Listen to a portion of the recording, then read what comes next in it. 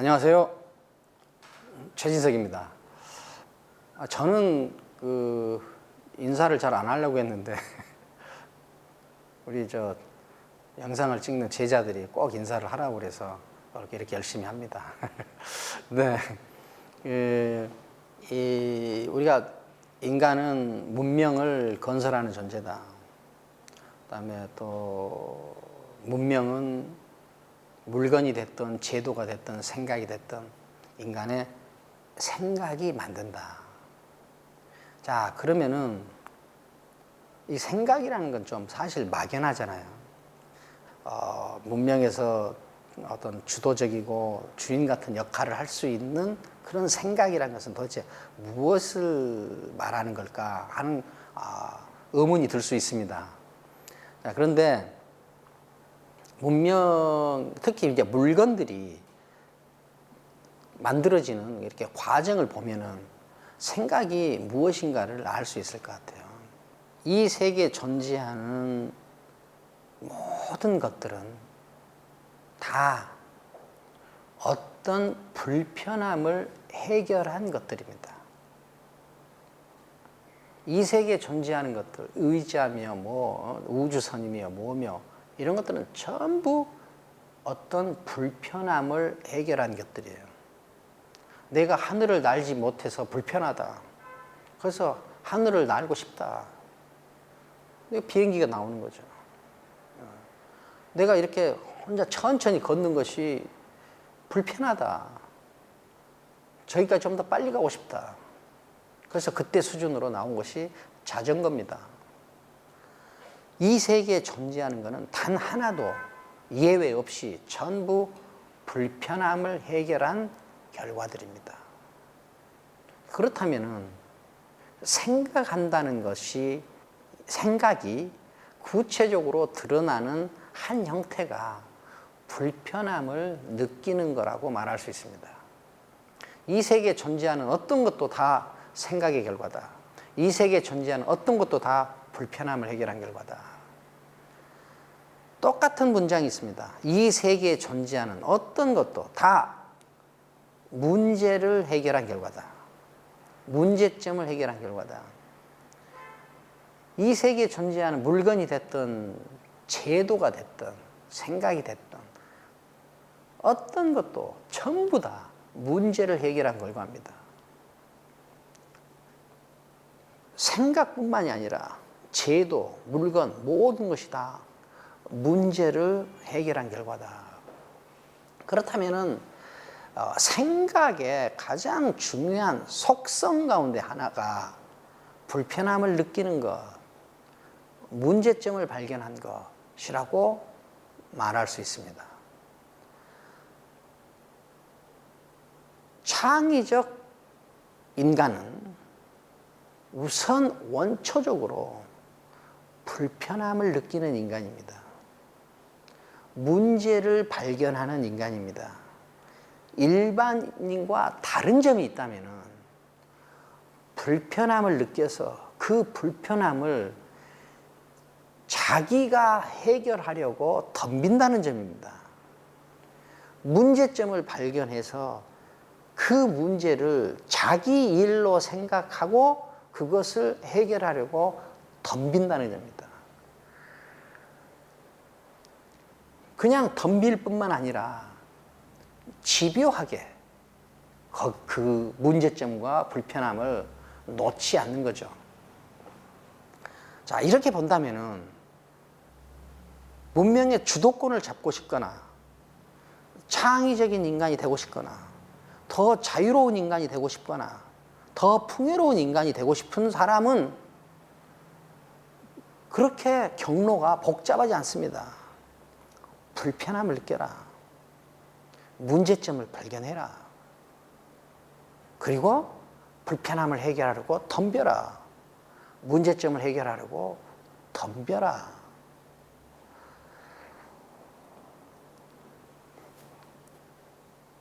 그러면은 우리가 지금까지는 우리 문명을 채우고 있는 물건이나 제도들을 우리가 만들어서 사용하는 것이 별로 없고 다른 데서 만든 것을 가져다 쓰는 것이 대부분이라고 한다면 우리는 물건을 만들거나 제도를 만드는데 그렇게 역량을 발휘하지 못했다는 뜻인데, 물건을 만들거나 제도를 만드는데 역량을 발휘하지 못했다는 뜻은 우리가 불편함을 느끼고 문제를 발견하는 그런 예민함이 없었다는 뜻입니다. 이걸 저는 총체적으로 생각하는 능력이 배양되지 않았다라고 말하는 거죠. 우리가 이 문제점을 발견하고 불편함을 발견하는 것이 또 그럴 수 있는 예민함을 갖는 것이 그냥 누구나 가질 수 있는 것이라고 생각하기 쉽습니다. 왜? 우리가 지금 말하는 과정에서 사용하는 단어들이 너무나 쉬운 것들이기 때문에. 그런데 이 불편함을 발견하고 문제점을 발견하는 것이 굉장히 어려운 일이라는 것을 우리는 압니다. 왜? 우리가 그것을 해본 적이 별로 없기 때문에. 우리가 해본 적이 없다는 말은 우리 능력 범위 안에서는 난이도가 굉장히 높다는 거예요. 그럼 우리는 왜 불편함을 느끼고 문제를 발견하는 예민함, 이것이 배양되지 않았을까요? 왜 생각하는 능력이 배양되지 않았을까요? 그것은 중요하게는 조선시대부터 지금까지 우리는 다른 사람들이 만들어 놓은 높은 수준의 생각을 그대로 가져다 쓰는 데만 익숙했기 때문에 그래요. 조선시대 내내 중국의 이데올로기를 최고의 선으로 놓고 살았습니다. 그 뒤로는 일본, 그 뒤로는 미국을 필두로 한 서양. 물론 그런 생각들이 나쁘다는 것이 아니라 그런 생각들의 가치가 있었죠. 그러니까 우리는 또 지금 이 정도까지 살게 된 거고, 그보다 어떤 사상, 어떤 철학, 어떤 이데올로기가 좋은 것이냐 나쁜 것이냐 보다도 그것을 스스로 생산한 것이냐, 그것이 스스로 생산한 것이냐 아니냐가 문화적 인간, 문명을 건설하는 인간이 주도권을 가진다는 점에서 그것은 굉장히 중요한 문제라는 거예요. 우리 예에서 볼 수 있듯이 우리가 생각하지 않고 다른 사람들이 한 생각의 결과를 받아서 사는 것으로는 우리가 도달할 수 있는 가장 높은 단계에 이미 도달해 버린다는 거죠. 불편함을 느끼고 문제점을 느낀다는 것은 이렇게 난이도가 높은 겁니다. 그러면 개인들이 이 불편함을 느끼고 문제점을 발견하는 사람이 되려면은 어떻게 해야 될까요? 그는 이 세계가 내 것이다. 이 세계가 내 놀이터다. 이 세계가 내 삶의 현장이다. 라는 인식을 가져야만 돼요. 이 세계는 다른 사람의 놀이터인데 나는 거기에 끼어서 함께 놀아주는 사람이다. 라는 인식으로는 불가능해요. 이 세계는 다른 사람의 삶의 현장인데 나도 여기서 함께 산다는 생각으로는 불가능해요. 자기가 딛고 있는 세계가 자기 삶의 현장이고 자기 세계다 라는 인식을 가져야 돼요. 그러면은 자기가 살고 있는 세계가 자기 세계고 자기 삶의 현장이라는 인식을 가지려면은 어떻게 해야 되느냐? 그거 하나하나가 그 세계 전체가 다 자기가 다뤄야 되는 세계로 인식되게 하기 위해서는 어떻게 해야 되느냐? 그거는 자기한테 분명한 야망이 있으면 가능해져요. 분명한 꿈이 있으면 가능해져요. 분명한 소명이 있으면 가능해져요. 저는 하나의 소명이 있습니다. 그것은 이 짧은 인생을 살아가면서 나는 나 자신으로 어떤 형태로든 나 자신으로 완성되는 삶을 살고 싶어요. 나 자신으로 완성되는 이 삶이 공동체의 완성과 긴밀하게 연결되는 삶을 살고 싶어요.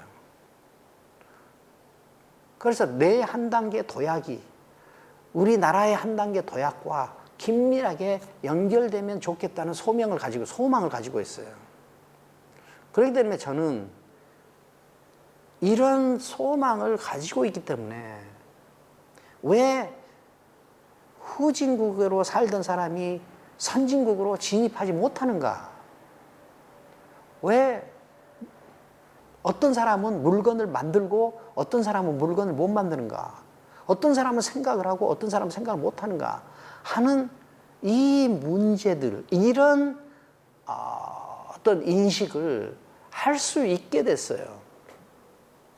이런 인식을 할 수 있게 된, 이런 문제를 내가 발견하게 된 나의 동의는 뭐냐? 나한테는 야망이 있기 때문에 그렇습니다. 소명이 있기 때문에 그래요. 꿈이 있기 때문에 그래요. 그 야망, 소명, 꿈은 무엇이냐?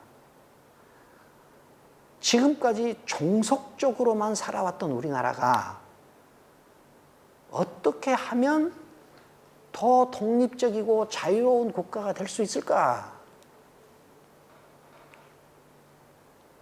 식민지를 겪었던 나라가 어떻게 하면 다시는 식민지가 되지 않을 수 있을까? 중국의 종속국가로 살아왔던 그 역사를 어떻게 하면 다시는 반복하지 않을 수 있을까?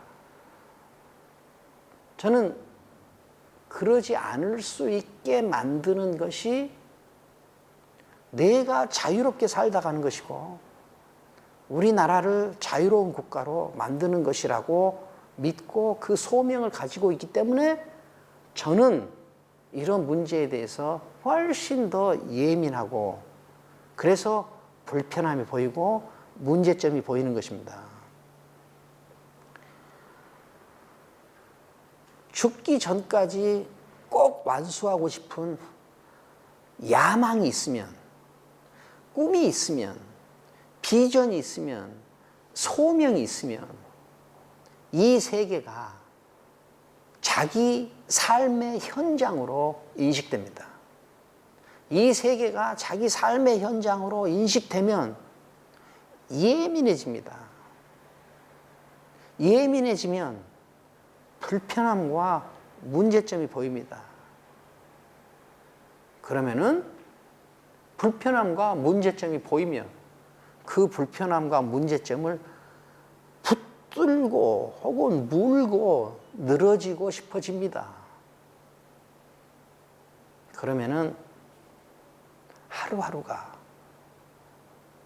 제대로 사는 것 같은 느낌이 들기 때문에 지치지 않고 지루하지 않고 불안하지 않고 행복한 느낌이 듭니다.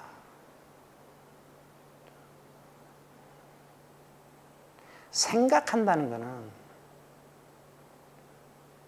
사람을 행복하게 하는 힘입니다. 지치지 않게 하는 힘입니다. 자유롭게 하는 힘입니다. 감사합니다.